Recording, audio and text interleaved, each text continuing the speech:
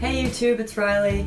I've got a video for you today about how to medically transition, and since I haven't done that myself, I have recruited two of my friends here in Australia to give you their experience because it's quite different from the experience you have in America.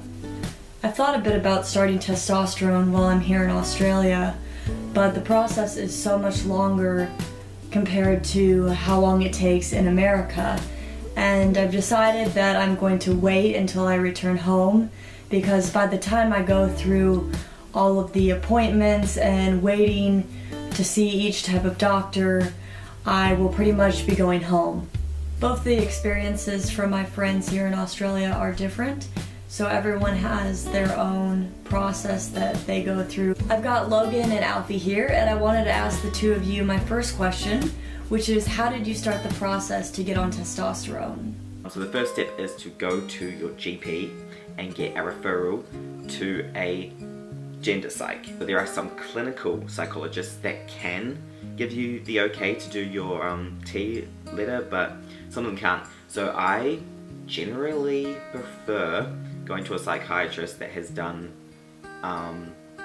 trans-related things before. So I went to see Yako 4 times for my letter, and it was 2 weeks apart, and they were 1 hour long. And I had to wait 3 months to get that initial block of appointments, and they cost $220 each. And then at the end of that 4-hour stint, he spends the last hour just writing your letter, which is great. You have to see a psychiatrist. So in Australia, in Melbourne, the main two are Dr. Hart and Dr. Erasmus. I saw Dr. Erasmus. The psychiatrist often has a pretty substantial wait time, like multiple months. For me, after 4 sessions, which was spread over about 3 to 4 months, then Dr. Erasmus wrote me a letter approving me for testosterone. So it was after about 3 or 4 months and 4 sessions. And then once you get that letter, you take it to an endocrinologist. They take your weight, they take your blood pressure, and they also take some blood, quite a bit of blood actually. And then you have to wait for the blood to go get tested and the results to come back. Then once they come back all good, then the endocrinologist will briefly go through them with you, give you another rundown of the pros and cons of T and what they do, and then write you your script for testosterone. But often in summer, that's when a lot of cis guys try to buy testosterone to like build summer bodies, so they purposely keep a lower stock so that to sort of discourage that. So if you are getting your first shot in the summer, go maybe even 2 weeks in advance, because they have to get it in 1 or 2 weeks in advance. Otherwise, usually they have it in stock and you can just walk in, buy it, and walk out. How much should I expect to pay for testosterone? I was paying $37 for 3 shots that I had to have 3 weeks apart. But now here in New Zealand, I'm paying $5 per prescription, which is every 3 months. So that's really helpful. Subsidised by Medicare, it costs about $40, like $38.40 or something, roughly $40. Otherwise, it's like upwards of $100, I believe, per shot.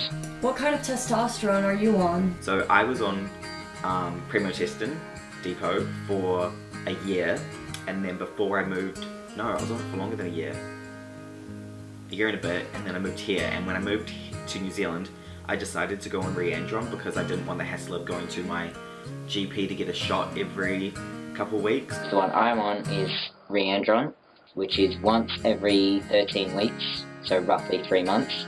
That's pretty far out, although I will note at the beginning, your first shot, after you have your first shot, the second one is only 6 weeks after, and then after that it's 13 weeks from then on. I'm not very fond of needles, and I'm wondering if there's an alternative to testosterone injections. So the gel is sort of like a roll-on deodorant type container, I guess, but with gel rather than deodorant. And I believe you just sort of wipe it on your chest and maybe under your underarms as well every day. What are some pros and cons of each type of testosterone that I could take? Positive effects of Reandron.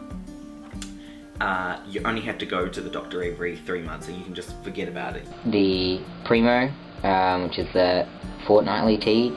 Pros of that, I've heard it is quicker working, as in you'll see changes faster, but you won't see more changes. If this is the fortnightly and this is the 3 monthly, like this one will shoot up the changes real quick and then sort of like level out here, and then this one will eventually catch up. So you won't get more changes on one or the other. It'll just be like, phew. Can you tell me the process of getting top surgery? Have a letter from the psychiatrist, then that's all good. You need to have that obviously before top surgery. You're the one that's choosing the surgeon, so do a bit of research before you go to your GP, just because they'll be writing the letter for you.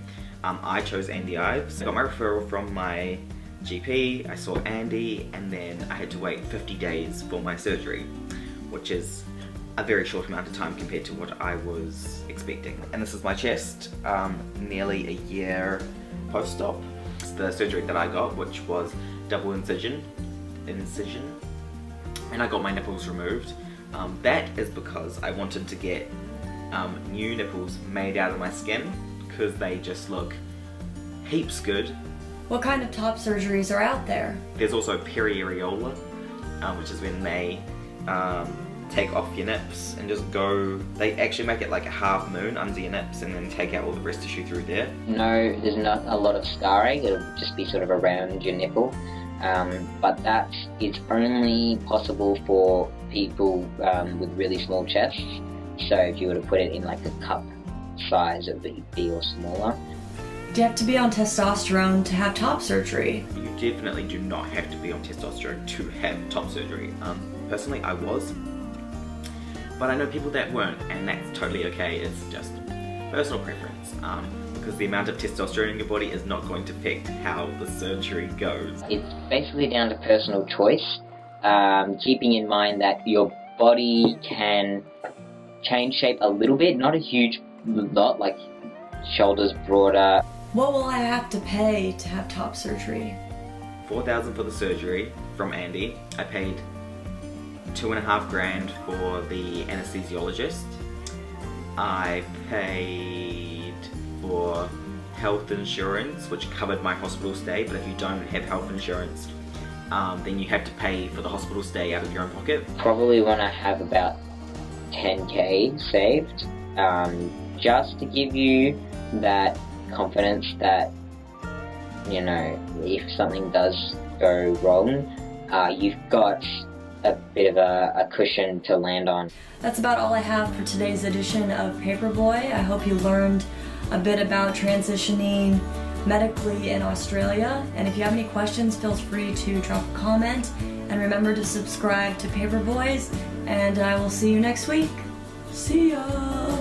Promise I didn't start testosterone in the past week. Just have a cold. Wish this was my real voice. I don't know if it's better or not.